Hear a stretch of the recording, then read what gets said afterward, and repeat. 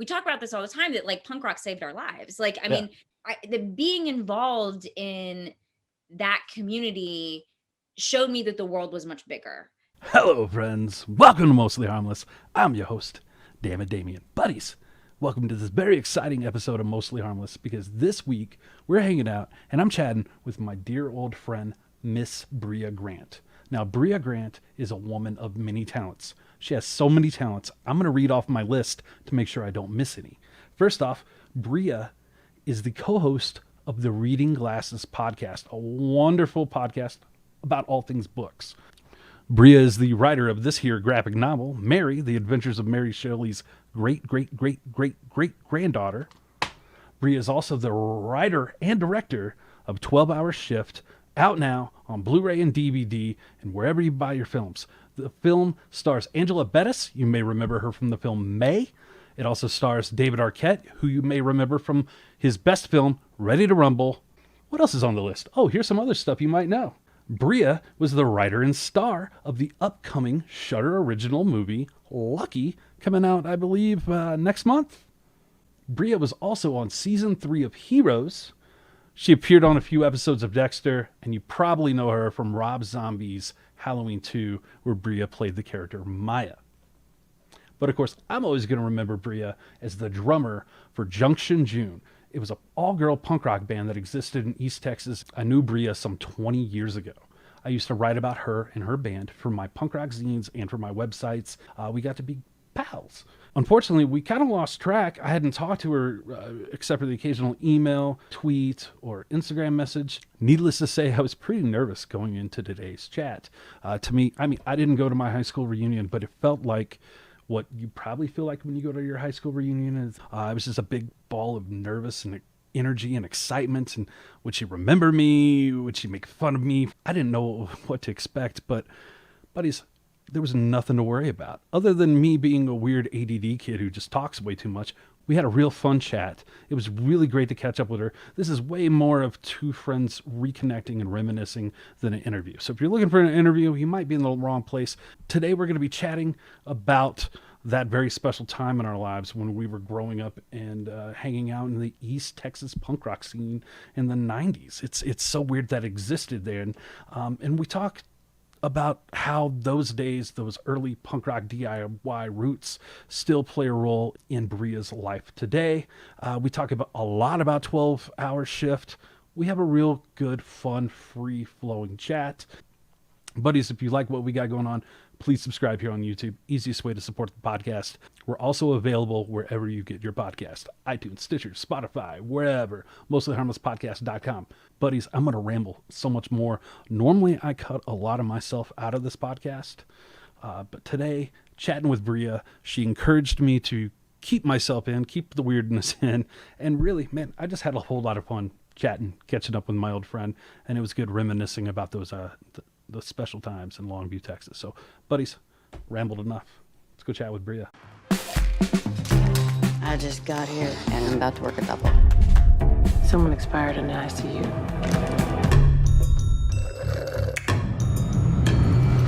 This is good to go.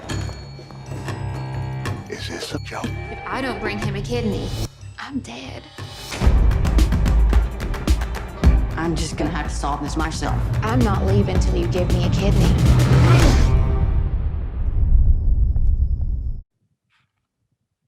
Hey, how's it going? It's good. How the hell are you? I am good. How long do you have? I mean, I'm pretty free, man. Okay, killer. Cool. Try not. I have literally 4 pages of note and then even more notes on my phone here. I'm also not gonna lie. I'm a little bit nervous because it's like you've done so much stuff that I want to like. Oh my God, please don't feel that way. I literally, all I do is talk about the shit that I do, and it's so boring. So like, this is so much more exciting to get to talk about something that like no one actually knows about. Yeah, and that's pretty cool. Like, I didn't know if you had purposely not talked about it. Being the person that I am, I Google Junction June every so often to see what pops up, and it's only like once or twice here and there, and I'm like, no one. I mean, we could talk about it. I don't think anyone thinks to ask. Oh, it's you weird. know, like as an actor, you don't really control.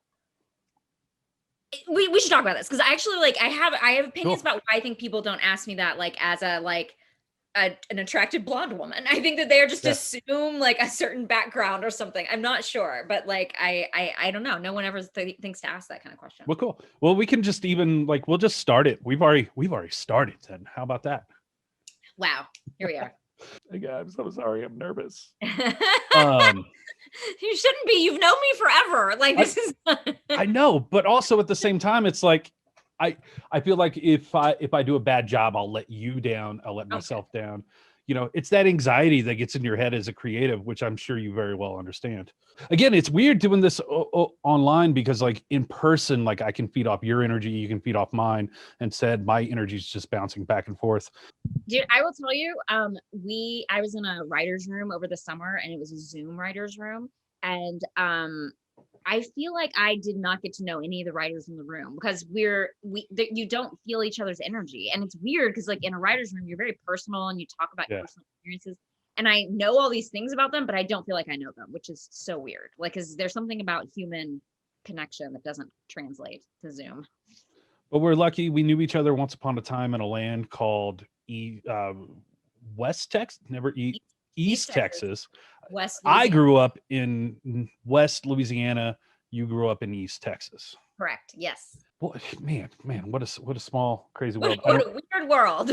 Like, fuck it. Like, I'm gonna throw the questions away. Let's just bullshit and just have a good time, and then I'll look at these notes. You know, you grew up in Marshall, Texas. I think of it as Longview, Texas, because that's where I met you. Was going to those shows. It's what, 30 minutes away, 15, 20. Yeah. No, 30. It's not 30. It's all like the same epicenter. Once upon a time, I did a website called Shreve Punks because I lived in Shreveport. It was punx.ts.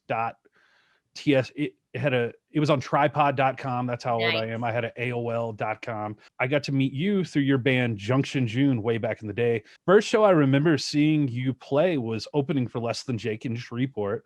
And then I would just keep running into you at shows. I was this shy, awkward kid who desperately wanted to be a part of something, and I found this punk rock. And so what I did, I didn't know how to be a part of it. Nobody believed in me. Nobody would let me be like the singer of a band, which was really my real passion at the time. Was like, I just wanted to sing. I just wanted to be in a band. I picked up my mom's shitty camera, and I just started taking photos of all the bands. And then I just started building websites, and that's how I met you once upon a time. Yeah. And I do believe I helped you build the Junction June website like fucking 100 years ago. It's very possible. It's funny. I was like trying to remember. Yeah, I would never have remembered where we first met. And I honestly, still don't. That I may be forgot it, that we opened for Less Than Jake. So like, that's kind of like, I mean, that makes sense because I remember right after that Warped Tour happened and we made friends with, so I was in this like all girl punk band. So of course we made friends with everybody. There we are. And this is not a very good photo. I'm going to scan it and throw it in. So people are looking at that instead of my hand. Nice. And then they invited us to Warped Tour and I got to go to Warped Tour with Less Than Jake, not to play, but we like went and hung out with them for a hot minute. Me and the singer, I played drums obviously. And then the singer and I, maybe Jillian went, I can't remember, but yeah. Yeah. Was that that was probably the Houston Warped Tour because they canceled the Dallas one that year. This is all inside baseball. Nobody cares except for you and me. I mean, I care. This kind of stuff is so fun to me. You forgot that your band opened for Less Than Jake? I I guess I do remember. It's not something I like think about on the regular. I guess that's the difference is because like I never left this like punk rock world.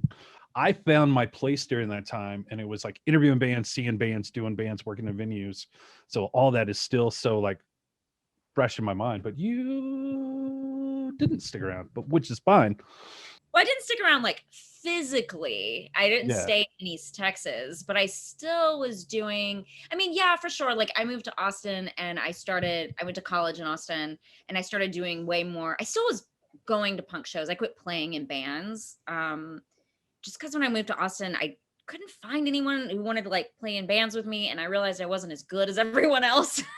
Yeah. This is Austin. So I got much more involved in like, I mean, I still do a lot of stuff with music. I started a zine distro in Austin, got really into activism and like worked at this anarchist bookstore. So I did a lot of stuff like that. Like, and I threw shows at the bookstore, but I was doing less music stuff. And I just didn't go back to East Texas that often, honestly. And why? I mean, no offense to East Texas. Why would you, you know?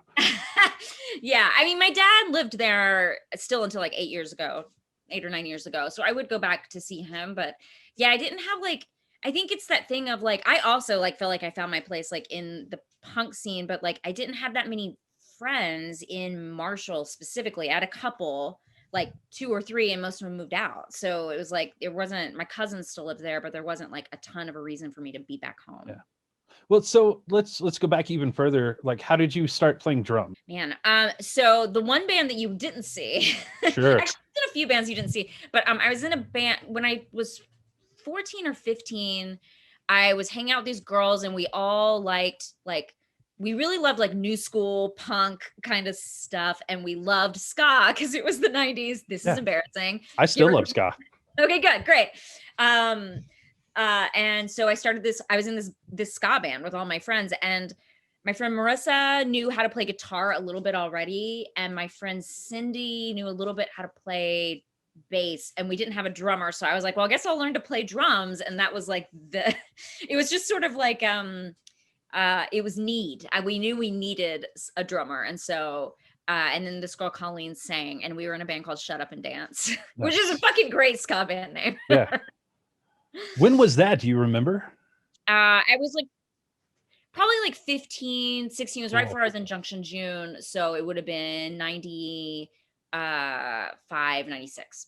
And then I think when I saw Junction June was like 98, 99. Man. Yeah. Weirdly, that band was like with some girls from Dallas. So I would go drop back and forth to Dallas to go play music with them, which was so crazy to think about because it's a 2.5 hour drive, but I didn't have anything to do. So I would go out on the weekends and play music with them. Well, like when I moved to Colorado, it was weird because like I lived in Colorado Springs for 12 years, and people were like, I'm not driving to Denver to see a show. Denver's only an hour away. And where I grew up in Shreveport, it was like, oh, there's a show in Longview, which wasn't out 45 to an hour away. We were at as many of them as we could because that we would just eat it up. So I totally get that, driving 3 hours to Dallas, because it was just, we were filling that void somehow that we needed to fill. How did you get into, like, how did you discover this music? I know you have an older brother, Zane. Yeah. The older brother thing I feel like is always the older sibling. My partner John also has an older sibling, and we both like give them credit for getting us into like cool stuff when we were quite young. Zane started listening to punk music and made friends with some older kids that were like seniors and had just graduated from Marshall High School. And then some people who lived in Longview, some guys who lived in Longview, this guy Justin, who I'm still friends with, and some other guys. And he made friends with those guys. And then I thought they were all so cool. So I started listening to the music too. And I was like, very like, you know, I definitely like liked the more melodic stuff at first. I feel like that was much more accessible for like a person who didn't have much of who wasn't into that space before that. Cause I was like 14, and I was definitely coming from like, I was into like, it was the early 90s, right? So it was like, I was into like alternative grunge kind of stuff. So it seemed like a pretty logical step, but not in East Texas. Like I was definitely me and my brother and my cousin and like one other person were the only people really listening to it for sure in Marshall. I remember your brother had this online zine that I would read. He was a damn good writer. What is Zane up to these days? Does still write some. He and I wrote comic books together for a while, and now he's a nurse. So he's a nurse, but he also still does creative stuff. We played D&D every Friday together. Weirdly, with someone from Marshall, Texas, who also played in a band with me. Damn. Who played in Vicki Lawrence fan club. Yeah. Which I also have a flyer for. A really bad Vicki Lawrence fan club. I think the one and only time I saw Vicki Lawrence fan club. Also, I was trying to think. I think this is the last time I saw you in person. Was at this Vicki Lawrence fan club show in Shreveport, Louisiana at KSCL.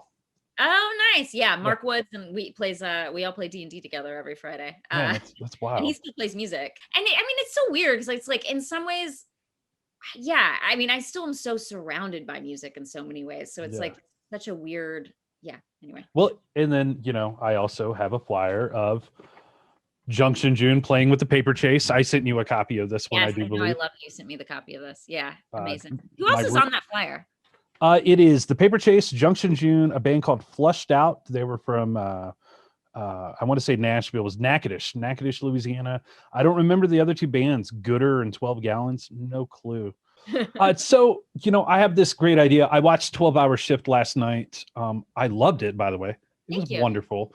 The notes I wrote down were set in 99, 90s Miramax style, Tarantino vibe meets John Carpenter meets Fargo. It's funny. Like, I liked it. I love that. I'm going to sell it on that now.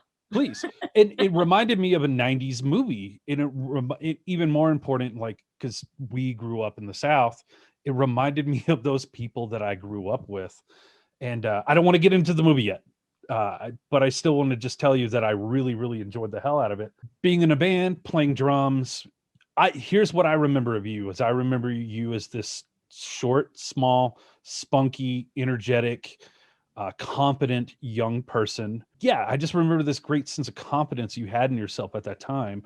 And I was thinking to myself, I was like, well, the drummer is kind of the leader of the band. Maybe that's why you direct films now. You were a drummer, you were the leader. I don't know. Have you always been a leader? Oh, wow. I don't know. I was thinking about this actually, like literally before we started talking about what my role was in the band. And I don't know if I would call myself the leader. I was definitely the bossiest, which is definitely translated into my career at this point. I was definitely the one that was like, we need to practice, we need to do this. And I was the one who would book the shows and the one who would be the outgoing one to like talk to people at shows. I think there was a part of me that, very much wanted to escape East Texas in some ways, escape like what I saw, what could be my future in like this small town if I stayed and if I continued down the path. And there's nothing wrong with that. I just didn't think that was what I was supposed to be doing.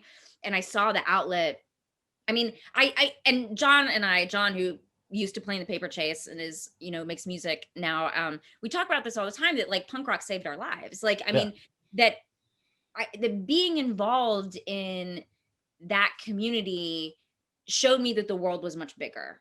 And I wanted to meet I can only imagine how irritating I was. I still am very irritating, but I wanted to meet every person at every show. I wanted to see what they were doing. I wanted to see what the world was going on outside of like what I saw as just a very traditional like East Texas path, which was like go to football games on the weekends and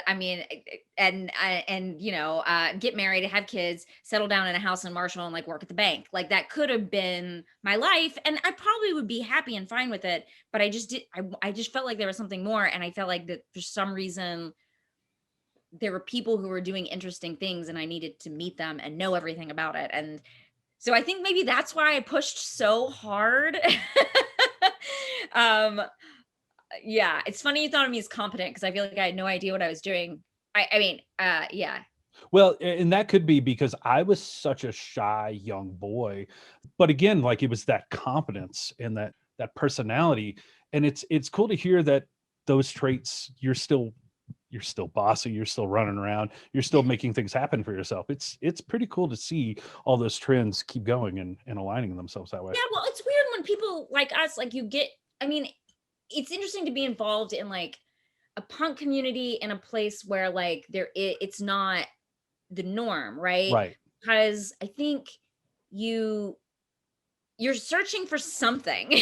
Yeah. And you're already used to being an outcast and you're already used to being the weirdo. Like I was definitely the weirdo at my high school. So it was like, it almost was like an invincibility in some ways, right? It was like, what can people do to possibly hurt my feelings? I'm already like the weird person in my high school that nobody likes. So like you can't, I can talk to anyone because I've never been like the most popular person. I've never been like the coolest person. I've only been like the other one. So like, I just felt like I could just go into any scene and it's helped me out because I feel like I can go anywhere and kind of like, what's the worst that could happen?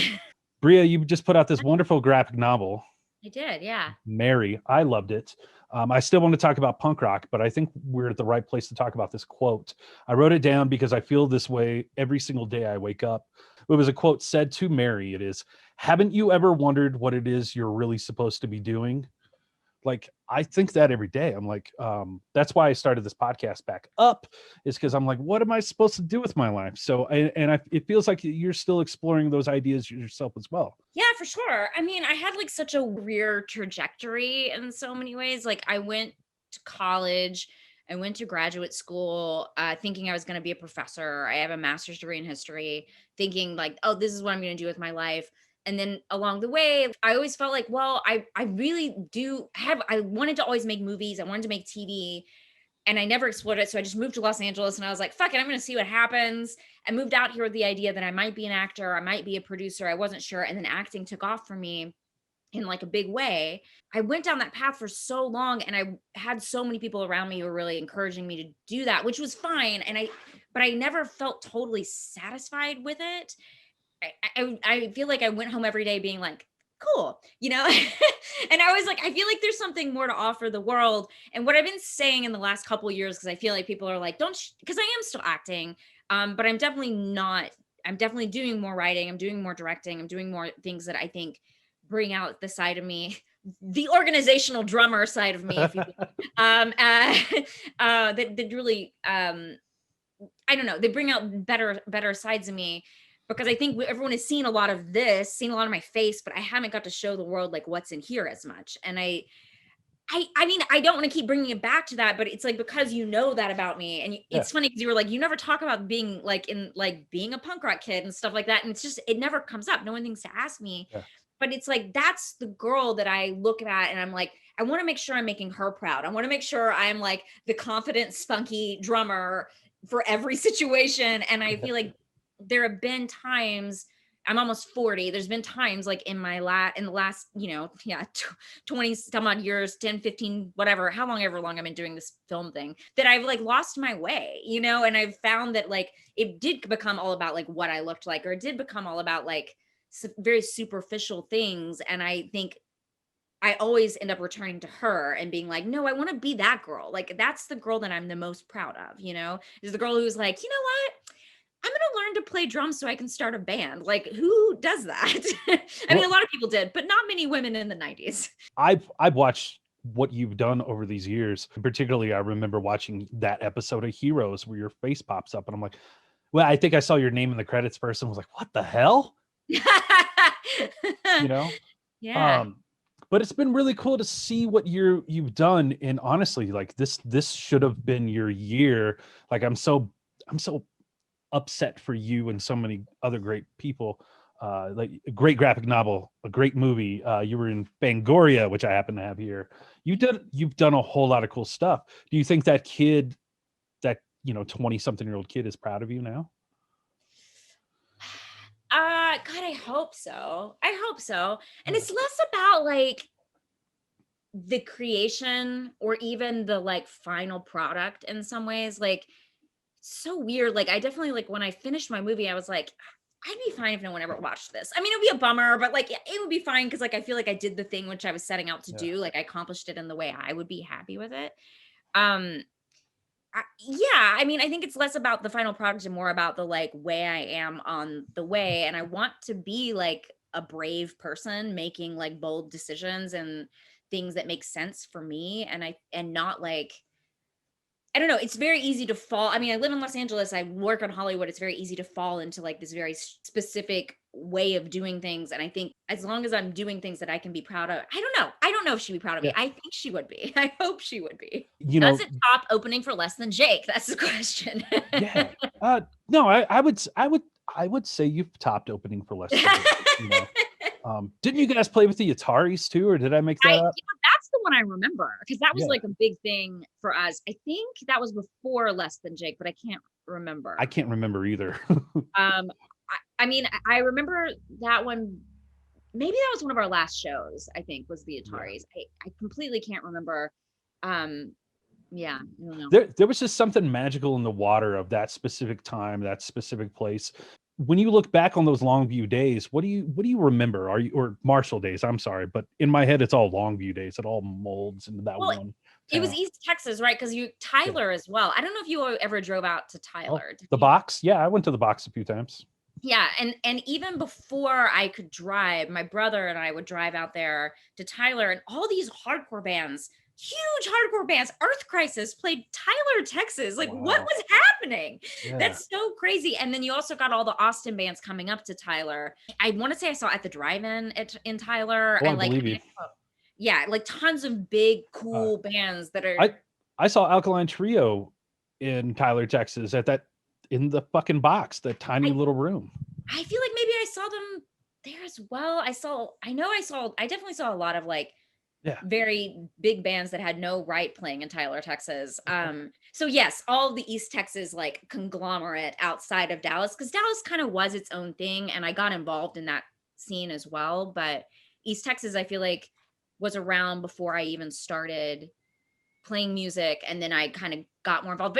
But I forgot your question because I was like thinking about Tyler. I don't even remember either, because we're just hanging out, having fun.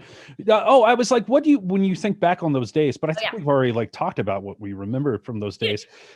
It's such fun. It's such fun memories. Like, some of the most important things that happened to me as a teen definitely like completely shaped who I was and what I know about the world. Yeah. And the way I treat the world, the way I treat people, the way I treat, I mean, I'm sure you have this too, the way I treat people that I work with who are like super famous, like, because in the punk scene, we're all equal. I still view that. I still go about the world like that. I still view myself like that. I view everyone like that. It took me a few years to figure that out. I have a reputation for being what bands call a punisher.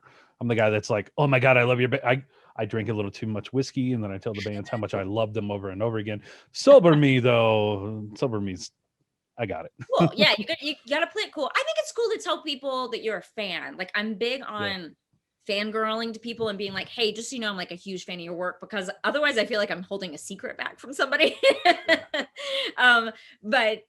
But also I don't view them as doing anything else. They're an artist, just like I'm an artist, just like when I played in a band. Yeah, I don't know. It was really good times. I mean, I do feel like it was so weird. It was weird. My parents like allowed me to do the things that I did. My parents were also getting a divorce, so like I don't think they knew half the things I was doing, but we would just go to Dallas for a weekend. We'd go to Shreveport for a weekend. I don't know where the hell I was sleeping half the time. Like, we would go play cities far away. It was very like independence building, for lack of a better word, because I was, I did help put on shows, and I helped organize things, and I helped get the band going, and like that kind of shit took the independence that people our age weren't taking. And you were learning at the time, you were learning very valuable lessons about doing it yourself, which you're still doing to this day. Do you have anything that, any lessons you look back upon and was like, that was the most important lesson that I learned? I mean, all of them. I can't overestimate like how much I took from that era. I mean, I make indie films, right? I make really low budget indie films, like, in the scheme of things right now. I don't do everything myself. I think I know, like, I'm the drummer. I don't also edit the movie or what, like, I'm the director, like I've learned those lessons for sure about getting people who are good at what they do to do those things. But I also am not scared to get my hands dirty. Like, I make films where I go to Home Depot at midnight to buy duct tape, like that is part of me as a director still. At the same time, like, which is what you did when you played in a band, you like made your own tapes, right? You made your own flyers. I remember drawing out the tapes for like Vicki Lawrence Fan Club and Junction June. And like, I like would go to Kinko's and like do all that shit myself. And there was no like shame in that. It was like more of an honor, which is weird, because in like the film industry, the whole thing is you want to kind of grow out of that. But I can't imagine ever not like getting my hands dirty in some way and like bringing shit from my house and being like, and this is a prop, and then and also I made cookies, and and the things that you do that are not necessarily that are a little bit frowned upon maybe on a bigger set. But yeah, I mean, I don't know. There's like, I mean, there's so many things, and I think that there was like an ethics to it, right? There's like an ethics to being in punk rock, and like I still hold all of those like close to my heart, like as far like DIY, yes, but also just like treating people in your community with respect, even if you are different in some ways, I guess, and respecting other people's art. Like I think that that's a really important thing I took away from punk rock. Yeah. Do you still have any of those artifacts?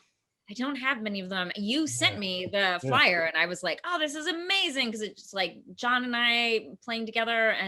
But no, I know a friend of college has a Vicki Lawrence fan club tape, which is like one of the only ones I know that's in existence.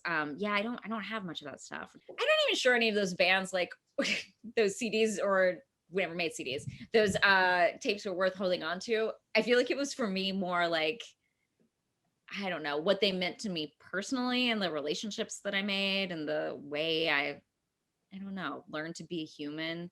Because I think learning to be a human at my high school is a very different thing than learning to be a human at like a punk show on a Friday in Tyler, Texas. My girlfriend's leaving. I'm going to tell her goodbye real quick. Bye. I love you. Bye, girlfriend. I love you. Honestly, I still can't believe that somebody wants to live with me and loves me. That's fucking bizarre.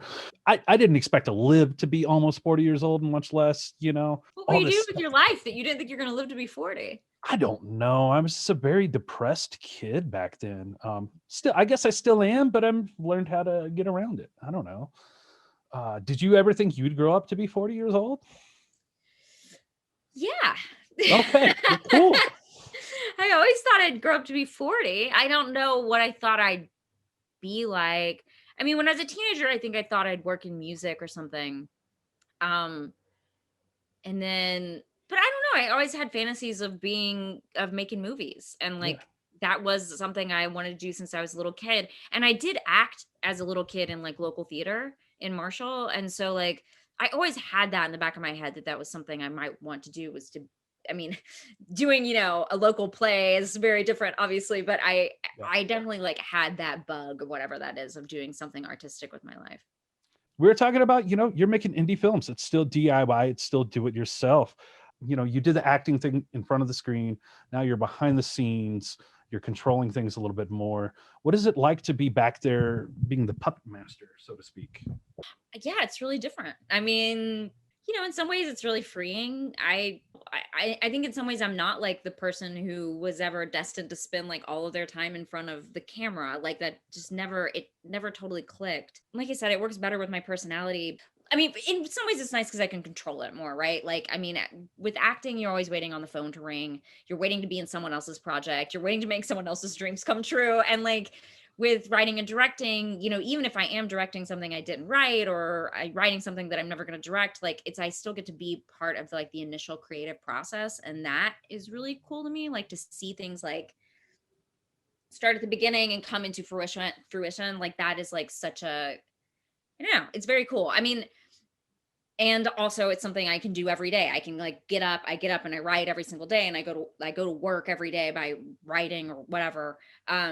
Or whatever I'm working on. And like, as an actor, I always had a lot of trouble. It was like, do I learn a monologue today? Do I live my life? Yeah. Do I think, I don't know. Do I go to class? I took a ton of classes. I read a ton of books on acting. I did all of the research, and I just felt like it was either like in you or not in you. And I think this is why actors, it's hard to stay sane doing it, because you're constantly just waiting on other people to tell you you're good enough. And with directing and writing, you don't actually have to wait that much for that. I mean, you do. There are obviously like gates, you know, and things that will stop you from making things. But with acting, it's much more clear what those things are, I guess. Yeah, I kept watching the Angela character Mandy last night, and I just kept thinking to myself, I was like, how much of Brea is channeled into this, and how much of it, because like, by the end of the movie, she's just so grizzled and frazzled. And I remember watching those behind the scenes Instagrams and just how frizzled and frazzled you looked making it. How much of that was art and how much of that was real filmmaking there? I mean, yeah. Well, okay. So I'll say, like, originally I thought I was going to play the Mandy role, but I find there's this like weird bias where if you're in the movie, people are like, but then you couldn't have written and directed the movie. Like there's something weird happens where they can't like comprehend that. So I wanted to make sure it was very clear, like, no, I'm the director, I'm the writer, I'm like doing these things now. And Angela is just like such a better choice than me, and she just killed it. So I mean, there's a lot of me in that character, I think, generally. Maybe like the underneath like grumpy part of me that I don't show as much, like no one sees as much. But yeah, filmmaking's fucking hard. Like, I mean, at the end of the day, especially like on a set like that where I have a crew of about 6 people or something. The crew is super small. We're doing it on a small budget. I'm literally like helping figure out what the next day is going to look like, and everything is so much more difficult than than like a larger movie. Yeah, you're fucking exhausted. Like at the end of the day, I'm like I can't sleep because I'm so excited, but also I like can't move my legs anymore. 12-hour shift. It comes out on DVD. What, next week? Yeah, next week on the 2nd. I had been waiting to watch the movie because in my head it's like, well, I could rent it for $7 or $8 on Vudu, or I could buy it for $15-$20. What's better? Is it better for me to rent it, or is it better for me to buy it? What helps you more? Does it help you at all? This is a question I should know the answer to, and I actually don't know. I can find out for you. Here's the thing, like they have to make the money back that they bought the movie for. It is so rare that indie filmmakers are seeing money after the fact, which is they're all broke, me included. But yeah, I think either it doesn't matter. We get like a percentage after they make their money back, but it's going to be a while before the movie makes its money back, probably. Well, I hope not, because again, not because it really was. It was wonderful. I had such a good time watching it. Do you know Angeletta got nominated for a Critics' Choice Awards? Really? Yeah, Critics' Choice Award is doing. I just have to like pump her up for a second because she's so good, and she's not on social media, so she's like never talking about anything, and she's awesome. Also, lady from Texas. Yeah, Critics' Choice Awards is doing like a genre part where it's like, so it's like her and like I don't know, like it's like she's nominated with like these other big like horror movie actresses this year, which is cool. Yeah, and she was great in it. I hadn't seen her, God, in years. So thank you for putting her back on the screen. How did she end up in the movie? You know, we have a list of people. She's always been on my list of people to work with because of May. I loved that movie, May. Yeah. I think that's how she ended up on a lot of people's radar. Although she's been in a ton of other rad shit. Really, she's in this other indie movie called Drones that a friend of mine directed, and that movie is just so weird and cool, and she plays a completely different role. And I remember watching Drones and thinking like, that's Angela Bettis. Like she's like so different, and has so much range, and she just has such a like, she can do so much with so little. And so she's always been on my list to work with. And I reached out to her agent, and they were like, the role is written for someone like my age I play, like early 30s, and they were like, Angela won't even read this. She doesn't play that age anymore. Then I went around her agent and went to her friend and was like, can you get past this script to Angela Bettis? And they did, and she liked it. And then I went back through the agent and I was like, I'm going to change the age. Please just let me like talk to her. And then we finally were able to speak, and she was rad. And it was like, she's like a really cool lady, also dates a musician. So we bonded over that. And like, just like, she totally got it from the beginning. I think like, the movie is so set in a very specific time with a very specific type of person. Very like small town Texas in the 90s is a very specific thing. Right. And she is from there. So she like totally got it. Everything made sense to her. I didn't have to do a lot of explaining. And that was awesome. Yeah, because like, again, I grew up in Louisiana, but not too far from where you did. Like my mother was a nurse. Those were her friends. Those were like, you captured it so in a way that I don't think I've ever seen like Texas, that area of the South captured before. You did a really damn good job with it. Thanks. Yeah. I feel like there's not a ton there. You know what movie captures it really well is just getting off topic is Bernie, weirdly. With Jack Black. Also filmed 100%. In Marshall. Yeah, some part of it was filmed in Marshall. My dad like knew people who were involved in the case or something. And that movie I felt like really did a good job of like that part of Texas. That's right, man. I forgot about that movie. What is it like? You grew up in the South. What is it like making movies in the South? Well, we shot that in Arkansas. But still not too far, yeah. like what, 5 hours away? Yeah, I don't know. I Google mapped it yesterday. It's like Oh, 5 did you? hours. Okay. Yeah, I have no just idea. curious. I mean, I definitely drove to Arkansas a few times in my teen years to play shows, actually. Yeah. Yeah, it was cool. I mean, it was a lot like being in East Texas. It was very much like if I shot a movie in Marshall, I'm sure it would be like this too, where just folks just stop by the set, even though like it's a set. This is a professional workplace. And they're like, can I watch with you? And I'm like, sure, yes. But that, I don't know. There's part of me that's really likes that and likes the family atmosphere of it. And my producers liked that as well, which worked out. They're both, two of them are from East Texas. I mean, from Arkansas. Sure. And like their families worked on the movie. Like it was definitely like a small town affair, which was nice. Yeah.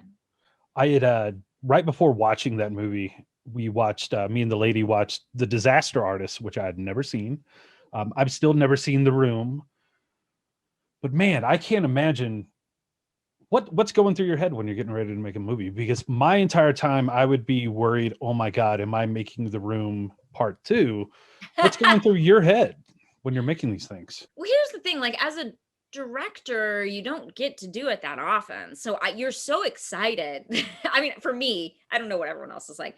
You're so excited and you're so freaked out. And I think in my first movie, I was very much like, I just don't want to fuck this up. Like, I don't want to fuck this up because then no one's ever going to let me do it again. And I think that hanging over me was like prohibiting. Like it made me make choices that I wouldn't have made otherwise because I was so worried about what everyone thought and wanted to make this, I don't know, like I feel like because of that it was just like it was like too much pressure. So in this one I kind of like was like, I'm just going to take big swings, and if people, it's a small movie, no one's going to tell me no.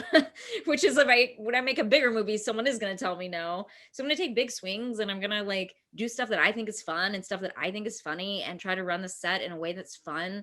I mean, that's sort of like what I took into my second movie. It's like more fun, more like me, more big swings. That was kind of what I wanted to do.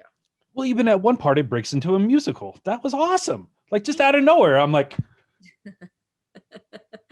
my producer admitted to me the other day, my producer was also my cinematographer and also did my score. And he admitted to me the other day that he did not think that song would ever make it into the movie. He was like, because it wasn't in the script. It was something I came up with after we were already in Arkansas. And I was like, we should do this. And he was like, this is never going to make it to the final cut. And it totally did. And I think it's way better for it. Well, like I'm somebody like it's weird. I like the movie Cats. I thought Cats was bonkers. I had a blast watching it because they did what they set out to do. They made a bonkers movie.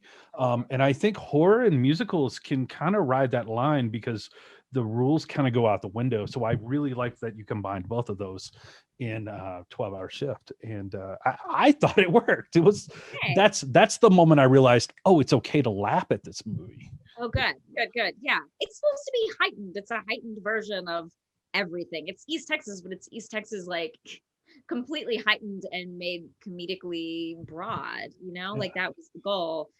Which I'm glad I put that in there and put in some like crazy stuff because I feel like it gives people like, it sets the tone of the movie in some ways. My cat wants out. I'm so sorry. Let's start wrapping it up. This is one thing I really wanted to talk about. I loved the soundtrack for the movie. I thought it was incredible. What's it like holding that 12-hour shift vinyl in your hand and being like, I was a part of making this? Yeah, really cool. I mean, 2020 has been a real bust for me. Yeah. For everyone. It's funny. I can't like complain because it's been a bust for everybody. And it feels like so selfish to complain. But yes, I was supposed to go to Tribeca with 12 Hour. I was supposed to go to South by with Lucky. And travel the world. We were in a bunch of random festivals, and we would have been at Telluride. We would have been at, in Spain. We would have been all these places, Fright Fest. So it's like those little wins I'm trying to like take. You know what I mean? Like having the article in Fangoria was like, I like sobbed when I read that. It was like such a moving moment because I was like, oh my God, I feel like because it took so long, right, to go from like my last movie to this movie and to get to make these movies. And I happened to make 2 movies back to back last year. And that was like a complete fluke, but it was from 6 years of pitching both of those movies. So it's like, after, 6 years and many years writing and developing and trying to get this stuff done, I was like, yes, I get to like celebrate. And like, I didn't get to celebrate, not in a real way, really. Which I guess, that's what happened. That was what the universe had in store for me. And that's much better than a lot of people ended up with this year.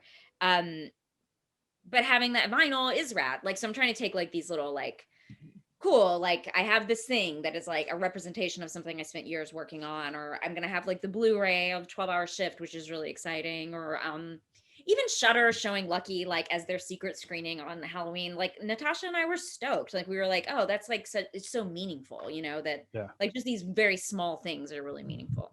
And it's something that I've only discovered recently is like, I've always been kind of like a passe. I'm really picky about the horror movies I like, but Shudder, I got really into Adam Green's The Movie Crypt podcast, which I know you've been on his Scary Sleepover. And because of his podcast and because of Shudder, I've like rediscovered this community of horror people. And it's a very DIY community. So it makes sense that you would fit in there. What do you find in that horror community that what clicks with you in that horror community?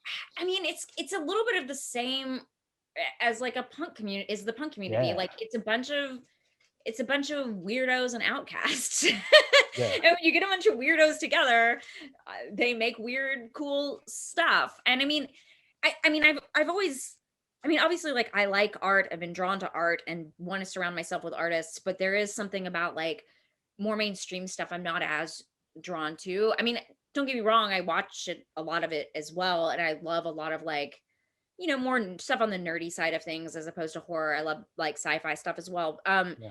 But yeah, I mean, the horror community is a very like welcoming space. Like they kind of make room for all of the weirdos. And I like that.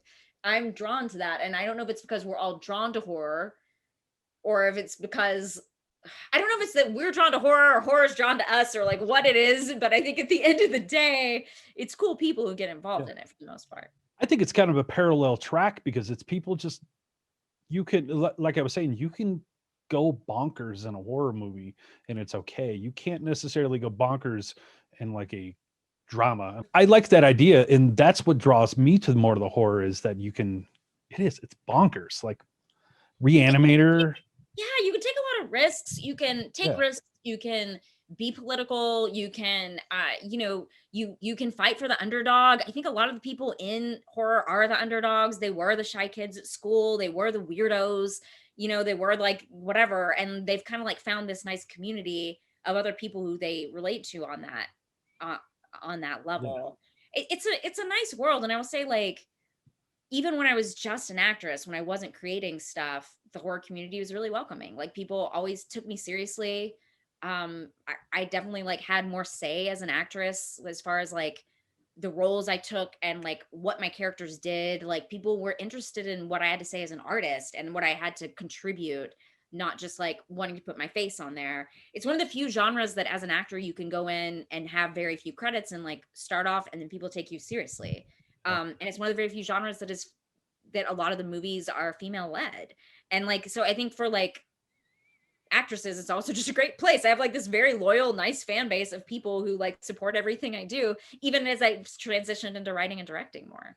I've actually I'm 40 years old. I have no experience. A couple of years ago, I had a midlife crisis, at like 35, and I wrote a new bucket list, and on there was like making a movie. And I'm like, maybe, let me ask you, I'm 40 years old, almost 40, no experience. Talk me out of making a movie. Talk you out of it? I would talk you into it. No, that's actually what that's what I'm going for. I mean, here's the thing, like, yes, if you'd said this in 1990, I'd be like, that was going to be tough. But in 2020, 2021, it's easier to get a camera. Hire a good sound guy. I'll just say that. Make sure you have a good sound guy, because if you don't have good sound, you're going to be fucked. And people always forget about sound. And get a good, decent script. My theory is you can't make anything without a good script. You can make a really bad movie from a bad script. You can make a bad movie from a good script, but you can't make a good movie from a bad script. So get a good script or make a short. And what's nice kind of about the horror world is that like, I don't think there's any disparity between like feature makers and short makers. Like when I go to festivals, all the directors in the same pool, like it's all of us are respected, like respect each other for what they're doing. Like I think you should. I think I think there's always room for more art in this world. Yeah. Well, thank you for the great advice. I have this idea in my head that there might be a 16-year-old kid out, and I don't know why I always go to Iowa, but I always go to Iowa with this example. They want to make things, you know. You're somebody who's made demo tapes, you've made movies, you've made comic books. I was always somebody who asked for permission to make things. I would even restarting this. I was like, what do you guys think? Should I restart this thing? It doesn't seem like you ask those questions. So for that kid out in Iowa who wants to make things, do you have any advice for those kids? First of all, I don't think you should have like any shame if you're a person who does feel like they need to ask. You just have to give it up and stop asking. Yeah. Like I definitely have had years of my life where I felt like I did need to ask people for permission for things. And yeah, that doesn't work as well. I mean, I can't remember where I read this, but I mean, a good advice someone gave me is that like someone gets to make the thing, right? Like someone goes out and gets to make the movie. Someone goes and makes a horror movie, goes and makes a Marvel movie, the shit you watch on TV, like someone is making that. Like, why is it not you? Like, why not you? Like that there's no reason it shouldn't be you. And at this point, is as far as history goes, it is the most welcoming time. It's not 100% welcoming, but it's the most welcoming time for all people from all different parts of life and all different parts of the world. And I'm like a dumbass from East Texas who's able to make my way into this. And if you can do that, I mean, if I could do that with literally knew nobody when I moved here, I had no connections. I mean, I think that it's possible. I always try to tell people I'm just a dumb schlub. I'm just a guy with a microphone who just asks questions. Look at all the cool shit I did. What can you do? And I look at somebody like you and I'm like, man, maybe I should have tried just a little bit harder. It's not too late. And I'm not, I think I agree. Like, I don't feel like I'm especially good at anything. Like I was not especially good at playing drums. I'm not especially good at any particular skill. I just like, I don't think talent, and John says this a lot, talent is not rare. And most people have some sort of talent, but talent and hard work is rare. So just be that person. I don't agree with what you just said, but because I loved Mary. I read it in one sitting. It was wonderful. Yeah. I loved 12-Hour Shift. Like I'm going to rant and rave about that for a long time. This was really cool. Honestly, I could talk to you about all this stuff for hours and hours and hours. Thank you so much for giving me your time. One of the things that stuck out to me from both, because I watched Best Friends Forever last night. I just recently read Mary, and there was a sentiment that I found in both of them that I'm going to read off my computer real quick. You mentioned in both Best Friends Forever and Mary that words have power.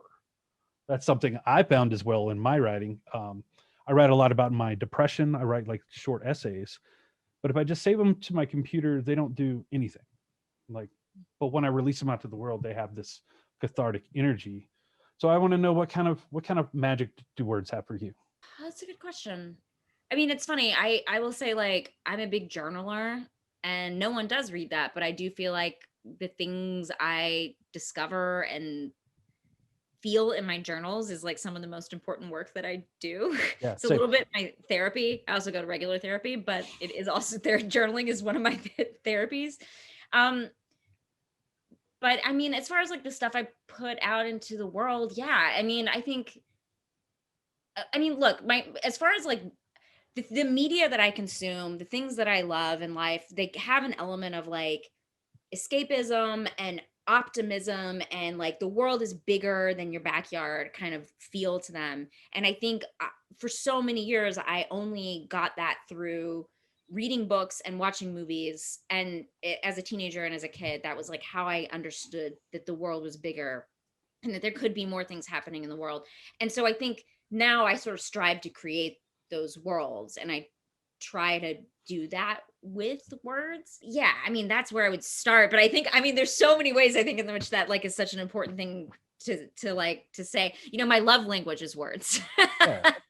Words of affirmation is my love language. It's like the most important thing most important thing someone can do is like say something nice. And I think I stand by that. Like that's the most important thing to me. It's the most important thing I try to do for other people. If you're on my set, I will, if it seems like you're having a bad day, I'll like take you by the head, if you allow that, and be like, are you having a bad day? And people will be like, yes. I'm like, you're awesome. I love you. You're handsome. You're gorgeous. You're talented. Like, I'll like go on. And I'm like, I believe all these things about you, because I do. And I think we don't often say them to each other. We don't like say nice shit to each other. And like, why would we not? And why would we not use our words to do something powerful and good? Let me reverse that on you. If somebody came up to you and told you that, would you believe them? Because I know I would not. I guess it depends on who's saying it. Yeah. I mean, some ways, and sometimes I just want to hear it, you know. I think like, I mean, you're in a relationship. I think sometimes you just need to hear your partner be like, I think you're really talented. And you're like, oh, thank you, person who like has to clean up my dinner, you know, like or whatever. Like somebody that has to tell you, you know. Yeah, I mean, it's funny. I will say like, I believe it more from people I'm friends with than people that are strangers. And that's come from years and years of being a little bit of a public persona. I don't think I'm nearly as public as a lot of people, but I find that there can be just a lot of smoke blown up your ass and a lot of like people saying stuff that's not real, but people who say that to me that I know, it does mean a lot. And you know, it's almost even less the like you're good at this. I'm like, thank you. But when they say like you work really hard or something, like that means way more to me than like, you know, oh, your face is pretty or something. Yeah. Hopefully you get, I'm not just kissing your butt this whole time. I really did love Mary. I really did love 12-Hour Shift. I'm really excited for Lucky.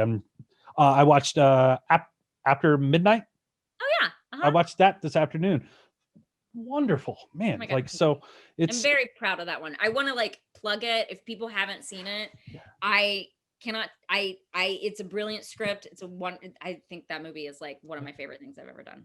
Well, before I let you go, let's take a couple minutes, because I guess, you know, these things are supposed to sell stuff. Where can people find Mary, okay, real quick, Mary, Adventures of Mary Shelley's great granddaughter. Personally, for me, it reminds me of not Buffy the TV show, but Buffy the comics meets the Sabrina Netflix show. Like I feel like this had more in common with the Joss Whedon comic book series. Yeah. Where can people find this at? In any place. I encourage people to go to bookshop.org because hey, that's where I bought this. Oh, good. That's where your local bookstore will get a percentage of what you spend. So that's nice during a pandemic. But all this shit I link from my Instagram. If like you go, I have like a link tree. So if you can't find it, it should be there. Hopefully. 12-Hour Shift comes out on DVD. I was about to say CD. Geez. Wow. It comes out on DVD. What next? This will probably air next week. So it's probably out right now. Mm-hmm. I can't wait to pick up a copy. I really did. Are there going to be special features on there? Did you do a commentary or anything? You know, I'm going to release a commentary on my website. Cool. So I'm going to release at least one commentary, maybe two. I might do another one this week with like one of the PAs from the movie because he's one of my very good friends. He was my assistant, but he's also like my friend. And I think that could be fun. I'm going to release that. And I have a behind the scenes video I'm working on, and I'm doing a couple things. This is the DIY filmmaker part of me that's putting stuff out. But yeah. Lucky's coming exclusively to Shudder. Is that right? Yep. A couple months, maybe we'll talk again between now and then. Yeah. Reading Glasses podcast. You're a TV personality. How do you get your hair to look so nice every day? You wear a lot of different hats. The day I watched it, I don't normally. When you told me it was video, I was like, oh no. Thank you for putting on your face or whatever it is you did. Makeup, a little bit, and then I did my hair. You know, I did my hair myself until I was almost 30 years old or something like that, and then I was like, I'm gonna pay someone to do my hair now. This is like the time. But pandemic came, and I was like, I've been preparing for this my whole life. I cut my hair. I cut my boyfriend's hair. We're set. Jeez, is there anything else I missed? You directed a couple episodes of what was the shows you directed? Pandora, which you can still watch on. You can watch it online on CW. It's on the CW, but you can watch it online on their online platform if you missed it. Yeah. When do you find time to sleep? I sleep so much. This is the secret of me. I sleep like 9 hours every night. Yeah. Well, Bria, it's been, my God, it's been such a wonderful time catching up with you. Can we do this again? Yeah, of course. Yeah. Please, Sure. please. I'm Yes, of so course. thankful. Is there anything else you want to plug before I let you go? Like have your day? What did we Please don't forget? make me. No, I have nothing. No, but you're so busy. What are you working on now? Anything you can talk about? Yeah, I mean, No. I write every day, so I'm writing some stuff. I'm writing another sort of East Texas thing, but not 90s. But it's like apocalyptic. And then yeah, and nothing that like, is coming out anytime soon, but That's cool. we'll see. There's things percolating, like But hopefully it's make another movie next year. this is actually what I want to end this interview with. If this is okay for you. It's a quote. Man, I bet people ask you this all the time, but are you exactly where you're supposed to be? No one asks me that, and I appreciate that. No. Of course, that's a quote from your first debut, directorial debut, Best Friends Forever, which you can watch right now. IMDb TV, whatever, has it for free Oh, I didn't know that. That's cool. with ads. But yeah, Great. Fantastic. Am I exactly where I'm supposed to be? Well, you have to be, right? I mean, that was sort of like, writing this anxious character who was like trying to get through every day. And like, I always felt like this too. And I think anyone feels like this, where you're like, I mean, you literally just said it, where you're like, am I too old to be doing this? Can I make a movie? Am I allowed? Like, I feel like we're always trying to figure out, like, did I make a bunch of mistakes along the way and I'm supposed to be living a different life? But like, you can't. So you're exactly where you're supposed to be, because you don't have another choice. And there's something kind of comforting about that to me, even though I try to challenge it every day.